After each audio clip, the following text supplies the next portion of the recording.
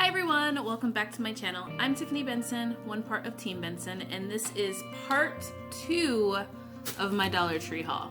I think my garden is finally ready for the spring.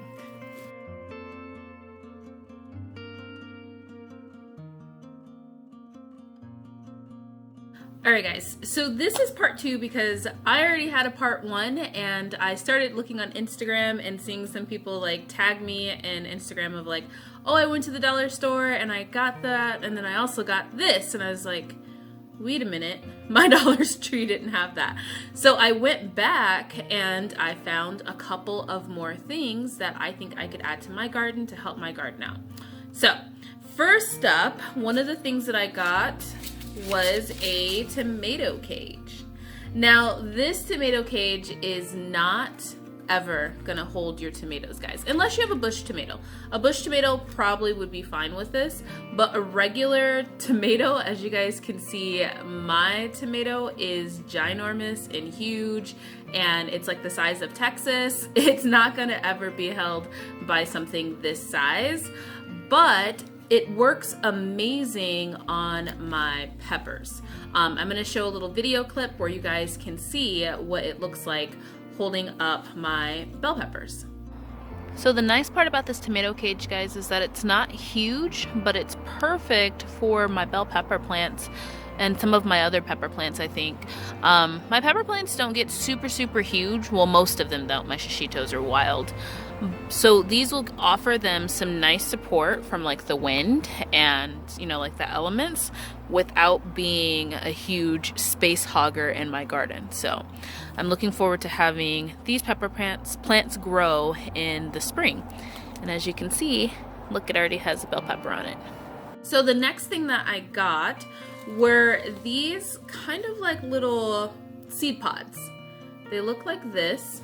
And I got sweet basil, I got thyme, and I got parsley. We use parsley and thyme like nobody's business here, and we use a lot of sweet basil too when we can get it to grow well in this house.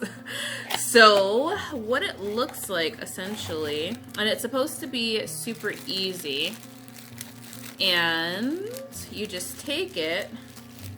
Oh, that's pretty cool.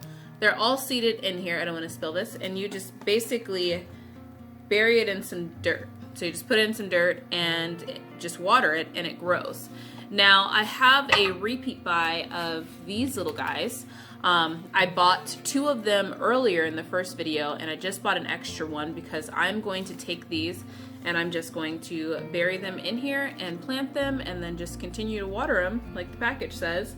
And then hopefully I will have big things of basil, big things of thymes, and big things of parsley, because we are using a lot of herbs now that I am cooking so much. I feel like, I don't know, you guys comment down below and tell me how you guys are doing with like kind of like lockdown, but not so much lockdown, but you can still order food. Like, are you still cooking like a lot and just experimenting? Because I have come up with some amazing recipes, guys, just by being locked in my house and just now having my garden that's spewing out all these little random things that I decided to plant and want to learn how to cook more with.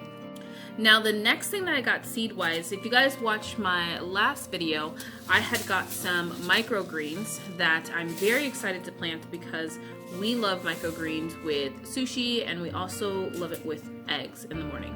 So one of the ways I can get my family to eat lots of vegetables first thing in the morning is to cover their eggs with microgreens. So covering Mr. Benson's eggs with microgreens gets those extra veggies in him that he does not want to eat. But I found a hot mix of microgreens, which we love spicy food here. So I think that this is gonna be a great addition, like for some like bruschetta or just like tomato, kind of like sliced tomatoes with cheese and caprese, that's what it's called, caprese salad. And this one has a lot of mustards in it, so a lot of different mustards, and then also some purple kohlrabi. So I'm pretty excited about trying this, and in fact I am going to put them in my Stackables. So I saw everybody have blue and, well, I had the blue ones and I had the tan ones from last year, but everybody had gray ones too. And I was like, oh my God, I need the gray ones.